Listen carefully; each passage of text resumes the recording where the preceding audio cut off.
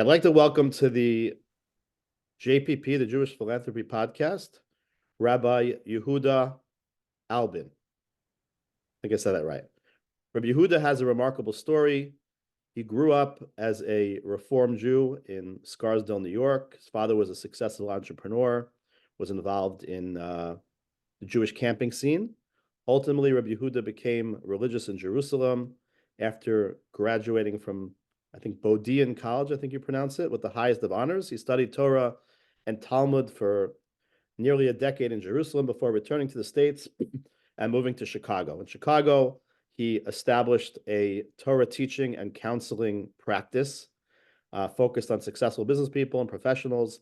He's been doing this for upwards of 30 years, wearing different hats, working kind of as almost like a concierge rabbi to individuals, impacting them, guiding them, helping them. And it's a kavod gadol. It's a wonderful opportunity to have a conversation this morning with Rabbi Yehuda. Rabbi Yehuda, thank you so much for making some time to be with us. Thank you for having me, Reb David. Sure. So I just read off your bio a little bit, but I always ask my guests to open the conversation with kind of sharing with us in their own perspective, kind of who they are in their own words. So I saw that question, and I sort of felt the way to answer it was with a bunch of nouns. Okay. A Jew first, kind of like the response of Yonah Hanavi. A Jew first, a husband, a son, a parent, a teacher, counselor. That sort of is why we're here a little bit. A chavruta to my friends, a grandparent, pupil, fundraiser also. That's sort of towards the bottom of the list. Who's not? Everybody is. It's like the last thing on my resume, but yes, everybody is, right? And a pupil and a friend. Beautiful. Okay. So let's open up your story a little bit. So I said you grew up in New York, right? In the Westchester area. Love to hear a little bit about it. If you're from in town, i.e. Brooklyn or somewhere in Brooklyn, Scarsdale's already, upstate. Okay. For those of us who grew up and lived in Scarsdale, we see us as one of the closest bedroom communities that there is to Manhattan. We don't look at ourselves as upstate at all, but I know we're already out of town. I grew up in the Five Towns area of New York, and I have relatives in the New Rochelle area. So for me, we were actually just in New Rochelle last night for a wedding for Chasna. So New Rochelle's next door, but my father always used to say that the definition of verblunget when he was moving into Scarsdale in the early 60s was a kosher butcher shop in Scarsdale. Okay. So, but now there's a beautiful Seasons supermarket and Orthodox synagogue with a mikvah, so it's come a long way. Yeah, sure. I know the rabbi well. I know the community. I know some of the surrounding communities too. Harrison, Rabbi Yaakov Bienenfeld is a Rav in Harrison. He's a former Rebbe of mine. So yeah, there's definitely a lot of vibrancy to Jewish life over there. I went to public school, to Scarsdale Public High School, which was a fantastic education. And it was probably about 50% Jewish, although we always felt it was 90. And from there, I went to Bowdoin College in Brunswick, Maine, and I had a double major in chemistry and economics, and I would have been voted in my class least likely to become religious rabbi. Fascinating. So what were you thinking at that? What was your career track at that time? What were you thinking about? Well, chemistry, I kind of did more for fun. Economics was maybe the beginning of trying to go to business school. And there was a thought maybe of going into my father's summer camp business. So I actually have a friend who's very much in the summer camp business. How did that affect you growing up in terms of your father being in summer camp? Well, you were the owner's son. I mean, there were three of us, but you were the owner's son, and you had like a special place, sometimes not always good in the eyes of other campers or counselors. So you always went to your dad's camps. I'm saying that was your. I mean, I was born in July, and from the following year till the year I was 21, I spent every summer there. Fascinating, interesting. So you're thinking about, you go to college, you're excelling in these areas of chemistry, mathematics, economics. You're not really focused on Jewish life so much, right? Not at all. Although Bowdoin really put a pincer on me because it was so waspy, so non-Jewish. that it really made me think an awful lot about my Judaism, but nothing really happened. Nothing really got going till my junior year when I went to study Hebrew at Wesleyan University, and then did that for 1 year, along with other courses, of course. And then the summer after my graduation, skipping a year, I went to Israel, and that's traveling around by myself. Found myself in yeshiva a couple of times, in yeshiva or samech, and that then created the incentive to want to come back about 6 months later. And from that trip, I was basically there for 10 years. Interesting. Okay. So you mentioned your grandfather. So I'm imagining I don't know, in your day, there may not have been, I don't know, maybe there was Chabad on campus. We have, JLIC on campus. There's Hillel. What was Jewish life on campus, even though if you weren't necessarily engaged with it? What was available? Zero. Okay. Zero. I mean, there was in my school, there were only 1,200 students. 100 were Jewish, and there were maybe 4 that were willing to admit it publicly. And you were or were not one of those 4? I was one of them, yes. Reluctantly, I was one of them. We sort of sometimes got together for making kiddush on Friday night, like in the commons area. Interesting. That was it.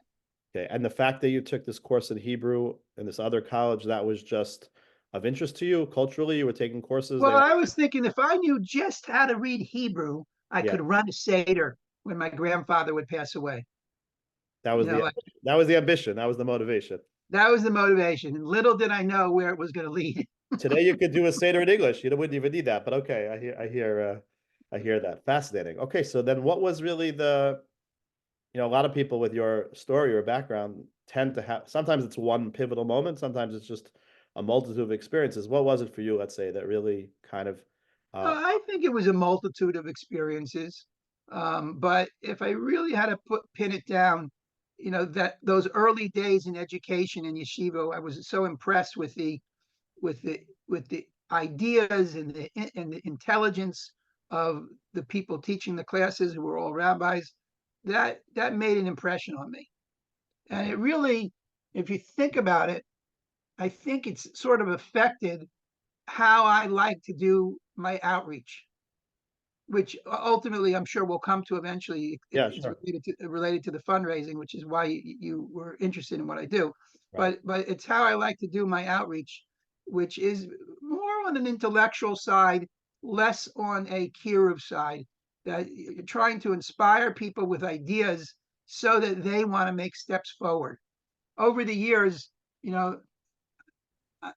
if you'd be measuring the standard measures that people use for successful kiruv, we're an absolute failure in my program, right? The standard measures of how many Shomer Shabbos, how many people married a Jew, these types of things. I'm not making fun of it, by the way. For 30 years of work, I don't think I have 20 people who became Shomer Shabbos. That's fascinating. I like to open that up. That's really interesting. Okay. 10, yes, but 20 not. I have to actually. Yeah, a minion, like in Sodom, you're like in Sodom, like how many people you can right. get. But the point is that if you started counting the people who are wearing tefillin regularly and understand it, the people who are at least now attending an Orthodox synagogue and think of themselves as Orthodox, right? The people who don't think of themselves as Orthodox until you interview them and you decide they are.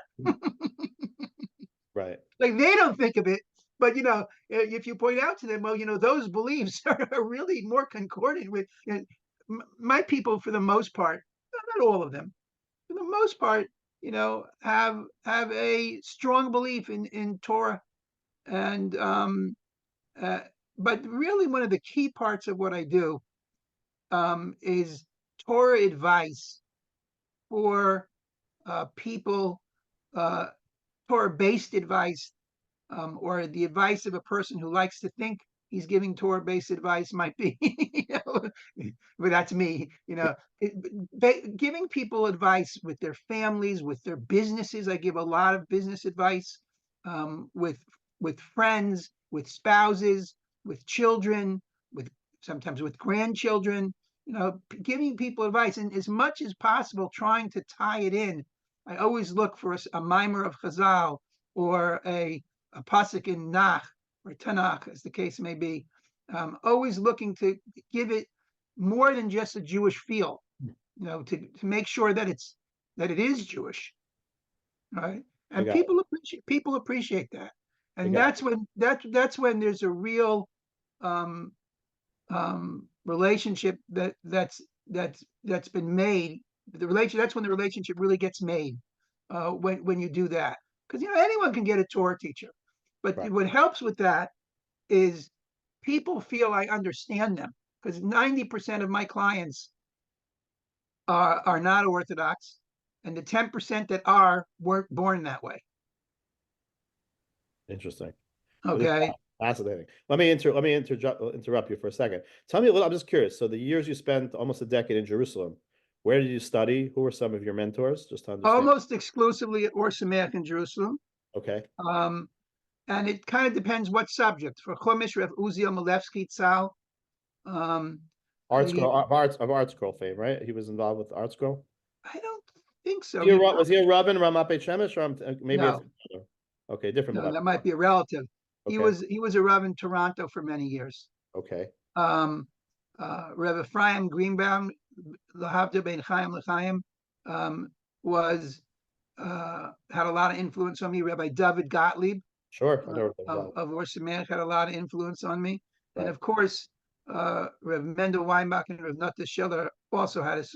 And at the very end of my career there, if you want to call it that, Rev Nachman Bullman also had a pretty strong influence. You literally spent almost a decade exclusively focused on Torah study in Or Sameach? Yes, not almost, like exclusively. You weren't doing anything else, and those were what years of your life? You were just what ages, just to get a sense.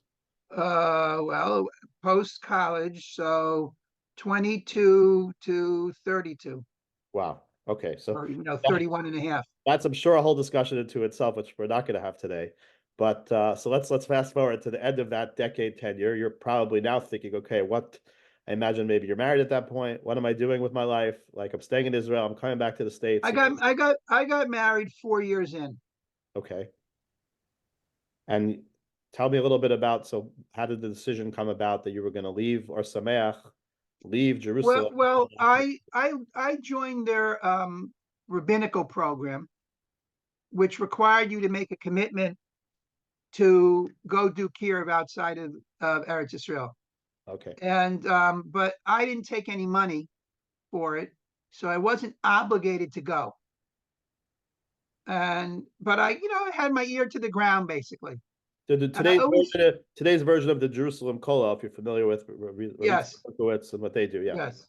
Mhm. But I had my ear to ground in case something that was acceptable to me came up. Right. And I always felt like a good kiruv rabbi is a dime a dozen in Jerusalem. And I felt that I didn't really have that much to bring value added to the table for the Jewish people staying in Israel. Yeah. And I wanted to feel that I was doing that, bringing some value added to the Jewish people. And that's left over from my economic days to say value added. Okay. And so it kind of came time to go, and I went to Rav Shlomo Zalman to sort of get a bracha, and he said, "What are you leaving for?" Okay. So I explained my proposition. He said, "Okay, but you got to learn 3 to 4 hours a day. Okay. If you can't do that, you have to come back." And for the most part, through most of the trip, we've managed to do that for 3. It was hard to keep 4, but we pretty much. Just out of curiosity, does that mean 3 hours of your own personal learning for growth? That's how I always took it. It doesn't include learning with. I don't know if he's not here to ask. A couple other people. That's the way you understood it. That makes sense to me too. I mean, he meant outside of whatever you're doing professionally in the kiruv world, you're going to have a seder kavua daily where you're going to continue your own growth. That's how I would understand it. That's how you understand. Correct. And all my students know that I do that. Okay. Not all, but a lot of them do, and I think it's meaningful to them that they see. You practice what you preach. What kind of, just if I can ask, I'm curious, what kind of learning are you doing in those private Siddharim you're doing? I right now I do Daf Yomi, Mishnah Yomi. I read the Parsha a little bit, and I don't count preparation for my work either. Got it. And That's what. then I've been working on a complicated book for quite a long time, on shibudim, on liens. Fascinating. Okay. So let's talk a little bit about how your, I don't know if to call it, I don't know what to call it, your spiritual business, how it kind of evolved, how it took off. Uh, you have a foundation, you're involved in a few different things. So let's hear, I'd love to hear just a little bit. So you come back to the States, you have this goal, but how did you So I begin to, came back to the States. I ended up working for Or Sameach. okay, Okay. And I was with them from 94 to the end of 2006. okay, And what they wanted me to do was learn with people and then fundraise from them. okay. Right. I know them. And Aish had a similar mahal Right. at the time. I was actually once recruited to do this. I didn't do it, but I'm familiar with the model. Okay. So that's what Right. you're doing. They call it, the H calls it Executive executive learning, learning. executive learning. Exactly. And they also told me they wanted me to be open to fundraising with people um, who I wasn't learning with. And I countered and I said, uh, as long as I'm not against it, is that okay? Mhm. I never wanted to do that, and for the most part, never have. Right. Okay. Um, and my executive learning is not has never been fundraising intensive. Meaning, if someone will let me, I'll throw out a pitch. But for the large part, I let people make their own decision what they want to give. If they Mhm. want my opinion, I might make a suggestion for them. Um, but generally speaking, I let people decide what they want to give. I want to Everyone, I want to take a step back because we started talking about this a little bit offline. Now we're online. We're recording here, but I'm curious. So share if you're to the degree that you're willing to. I got the impression from you that you have a sophisticated way of approaching a prospect who may be interested in your spiritual guidance. So to the degree that you're able or comfortable sharing, what does that look like? so I'll say, can I meet you? And hopefully I have a warm lead. And did Stephen tell you about me, so to speak? And You'll have to start with one person. Once you have that one person who you're being successful with, hopefully that person will connect you to their network. correct. So I get a meeting, and then I'll sit down and just like friends, we'll start schmoozing with them to find out what their interest is. And all the time I'm listening, where is the hook where I can help them? Mhm. Where can I interest them? What can I do for them? And I'm then gonna I say try. something. I'm gonna say something a little cynical. A lot of these high net worth individuals are used to rabbis coming to them for money. So how do you kind of differentiate yourself and make it clear that you're really not there for that purpose, or how do they know that you're not there for that purpose? I tell them straight out. I say, I do fundraise in the end, but that's not what this is about. I'm not going to talk about money until you're comfortable with it. Got it. It's really about the learning. And if you only learn 2 or 3 times, and I don't write it off as a total loss, I see that as a gain, Mm-hmm. right? And all my students who are with me long enough know that I care about them as a person. Right. And there are plenty of people who I have who if this would all be about money, I'd fire them and I wouldn't study with them. But it's Mm. not all about money, Right. right? And I have plenty of students who are not about they're not about the money. Right. That's just clearly what it's about. And So you were saying you actually prepare for the sessions with particular students, like you're not just coming in cold and studying a safer with them. You're actually preparing. there are some that I do that with. There are people who like that. They like studying something that I haven't looked at. They want to look at it together. They want to study it together. So, I will do that with a handful of people. But most of this people are getting pre-prepared material. Either it's stuff that I've just taught countless times, or it's something that I try and prepare something new every week on Saturday, on Motzei Shabbos, on Saturday night, right? So, so everyone's hopefully getting something that they want. That's the bottom line. Some people never study.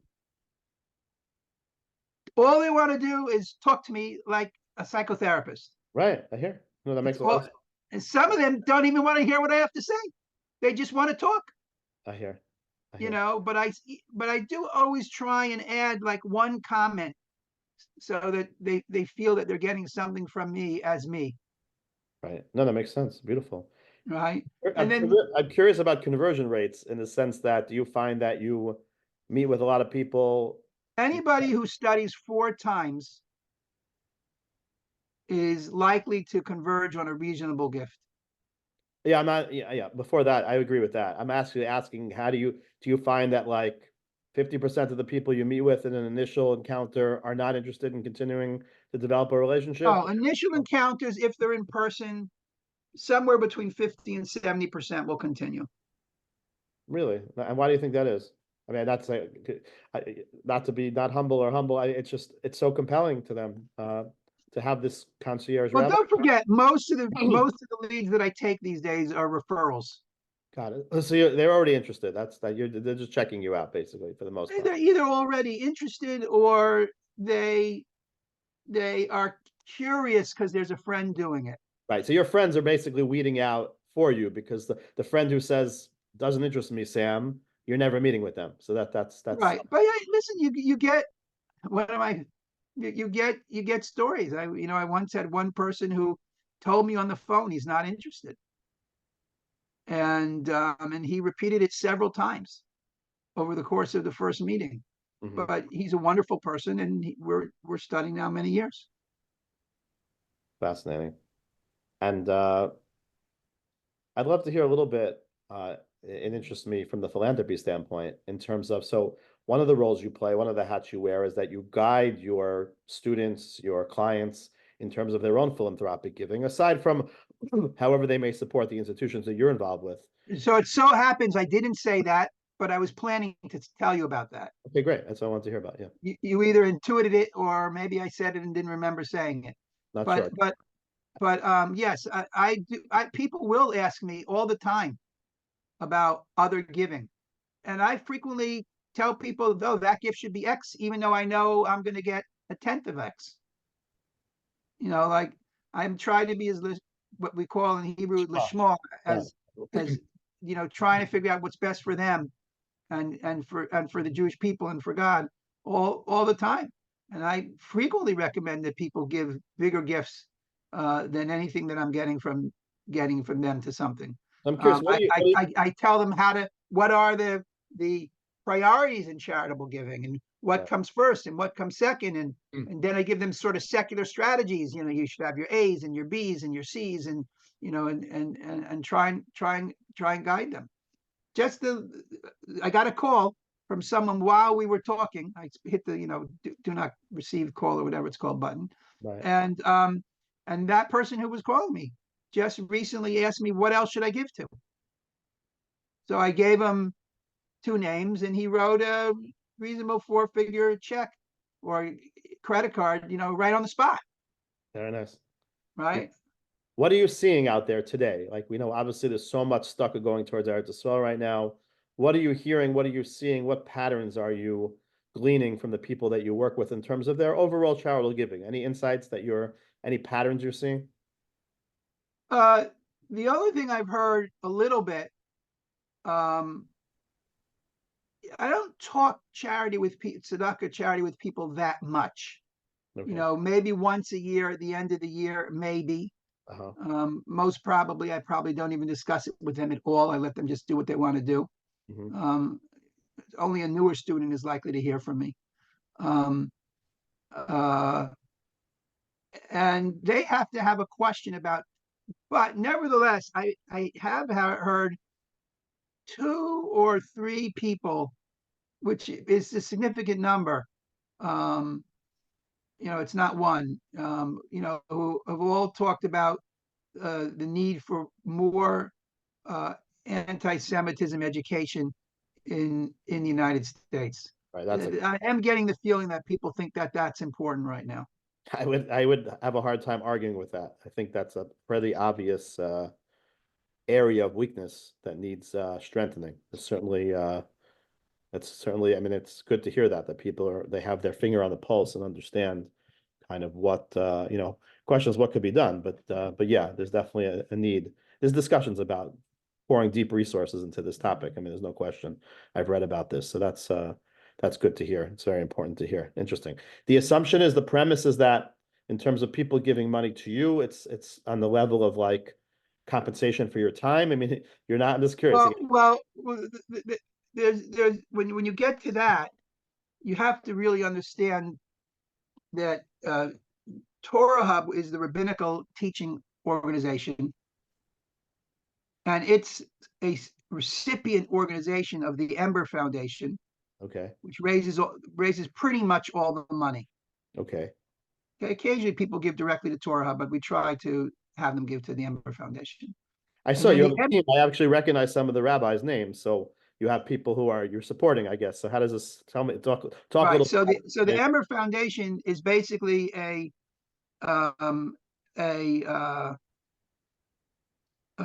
organization that gives to other organizations.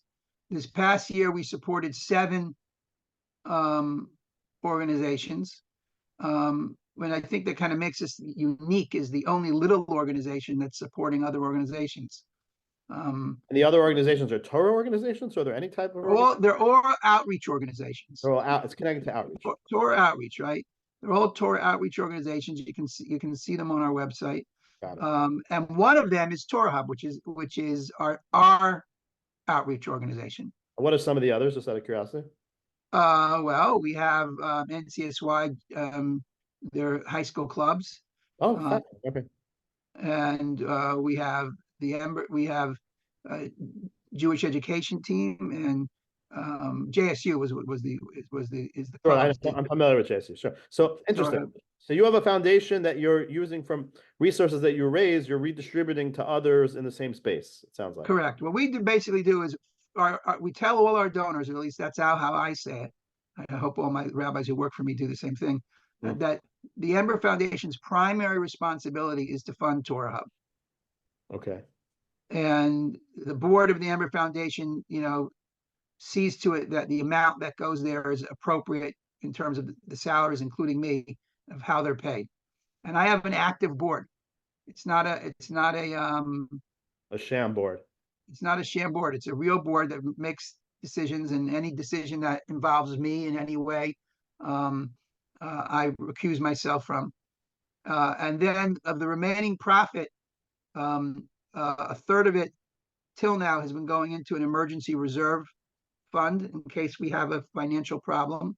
A third of it goes into our own outreach expansion, which rises and falls depending on where we are in the process of hiring a new rabbi.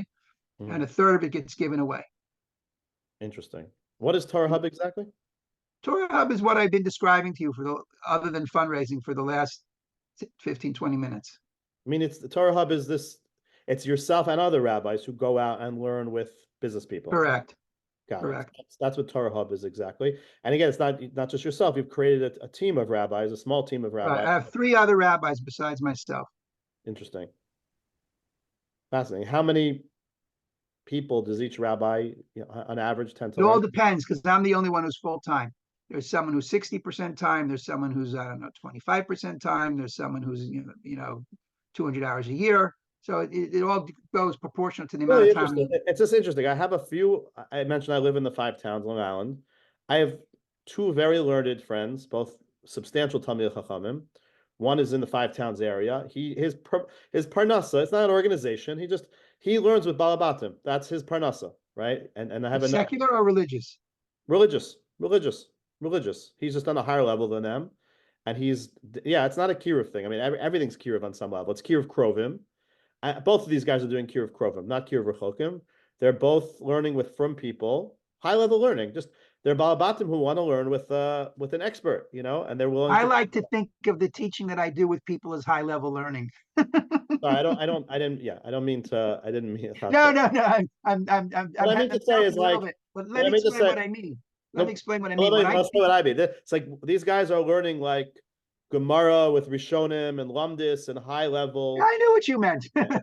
Okay. But when I teach my students, they're always invariably I get the question, and they'll say to me, "Was this like beginner, or like does everybody know this?" You know, and I'll say everybody does not know this. I guarantee you, if I would tell this to my rabbi, he would be impressed. Right? You're getting high level stuff. It's just that I'm digesting it into English. Right here. No, that right. You're giving them beautiful Chidushei Torah, in depth, high level, but you're synthesizing it for them in a way. I'm sure these other guys are doing the same thing, in terms of what they're doing, right? Ultimately, that's the challenges of it, right? Is to not to take away from the potency and the depth of the Torah, but at the same time make it accessible to people who may not have that background or that ability just to access it on their own, right? So that's But my secret is trying to find things that for me are a chiddush, so I then convey the excitement that I have got to it. them. Got it. So you want to give us an example or two? I don't necessarily. I don't know if our audience wants to hear the Dvar Torah, but I mean just the framework of like what would be an example of something. The framework of a Devar Torah would be that, what's the purpose of life? What's the meaning of life? Where would you expect to find it? And then show that it's there. And some people will get that right, that it should be somewhere in the beginning, because that's when life got created. And basically is when the Torah, according to some of the commentaries, says that God put Adam and Eve to work and guard the Eden, to work it and guard it. The it doesn't mean the garden. That would be L'Avdo L'Shamro. Right. It's L'Avdo L'Shamra, and the it represents the neshama, the nishmat chayim, the soul of a person. The purpose and the meaning of life is to work and guard your soul, to be a better person. Like it's so basic, but like there it is in one of the cute stories of the Bible, so to speak. Right. Interesting. So that I did for you in 30 seconds, would probably be 15, 20 minutes in person, or even more. No, I understand. No, I hear that. Okay. In terms of when you're explaining to people philanthropic priorities, is that something that's catered to the individual, or is that something a little bit more objective? Like the Torah has certain criterion of stucca priorities. Is Hilchot stucca? How do you find? More the second, and a little bit the first. Mhm. You got to take into consideration the famous rule that I've heard from many religious authorities in Chicago, at least two, that giving should be prioritized by what makes you want to give more. I like it. Right? That's if you'll give more giving to this, then you should do that. Of course, it has to be balanced. If the person picks a charity that maybe doesn't even qualify as tzedakah, period, then I don't know if that you got to think what you can do to guide the person. But that's a very important rule. But I applied in my own life. Someone said one of my rabbanim said to me, "I really think you should give more to X and not to Y." Mm-hmm. I said, "But Y makes me want to give more." He said, "Give to Y." It's really brilliant. This whole conversation has been very worthwhile, but I would say it's worthwhile even for that insight. I mean, that's very, very, very powerful. And I guess So my advice to you as a fundraiser, if you do some fundraising, yeah, on the spot, I would say that you really have to explain why the person should want to give to yours the most. mm-hmm. If you can get him to want to give to it the most, then you'll have a claim against him, so to speak, that he should give the most. I hear that. That's hard. So that's interesting because that's hard to accomplish when there are so many great causes tugging at people's wallets, particularly in this time when there's so much going on in Eretz Yisrael. Well, you got to find your niche and way to say it. That's all. No, I hear. Yeah, 100%. You're 100% right. I can't argue with that. I like that. What our model, where we're raising money also for other organizations, most of which are working with young kids and college kids and just out of college. A lot of what they're going to get is about Jewish identity and help them fight anti-Semitism in their head, if not in reality. depending Right. on the program. Right. So, we're fundraising for that as well. Right. Right. That makes a lot of sense. No, it's beautiful. I like to ask my guests sometimes they would be willing to share something about themselves that people wouldn't necessarily guess or people wouldn't necessarily know. Something a little off the beaten path or something that you're comfortable sharing that sheds light on who you are, but maybe people wouldn't necessarily guess about you. Something that really has impacted me and other people are my brothers. Okay. Both my brothers are intermarried. Wow.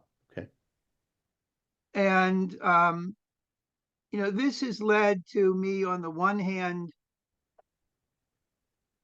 working hard to help people deal with this situation in a Torah framework. Hmm. Um, and meaning it's important to me. And my work, it's a long road, but my work is of reaching out to people wherever they, find themselves, has also had an impact on me in terms of me relating to them. My father also recently passed away within just over a year. So, That also had a big impact. hmm. But there's been a large, I think the word is rapprochement, between my brothers and I, Hmm. and my work had a lot to do with that, without getting into all the details in a public format. But each the personal on the work and the work on the personal had a very interesting dynamic. And over the years, it's allowed me to talk to people who find themselves in this situation, which unfortunately is all too common, and try and help people who find themselves in that situation and find the right path for them. Thank you for being so vulnerable and sharing that. It's very powerful. Ein chachma ki chachmas hanisayon, right? There's no wisdom like wisdom of experience, and that is certainly, I think, what you're keying in on. So I appreciate you mentioning that. Finally, we're going to wind down with this question. It's a biggie.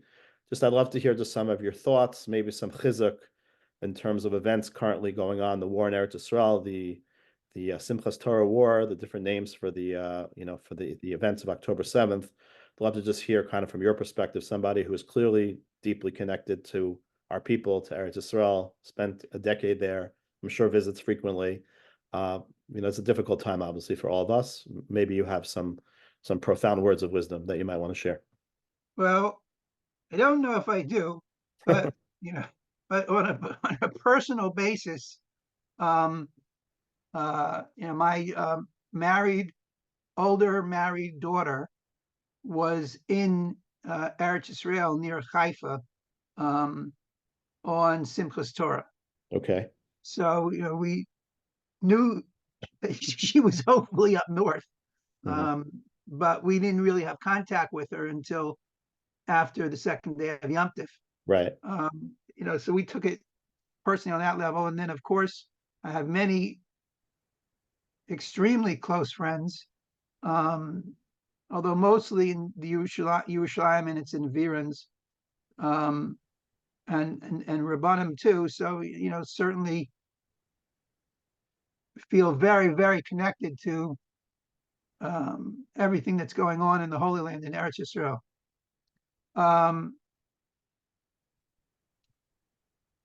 There's to say too much is dangerous, and to say nothing is inappropriate. Right. So I'll just share a very short thought that the Torah describes that Yishmael will be para Adam. Right. And normally the noun comes first in Hebrew and the adjective comes second. And so it would not be translated the way we usually call it in English, a wild ass of a man, Mm-hmm.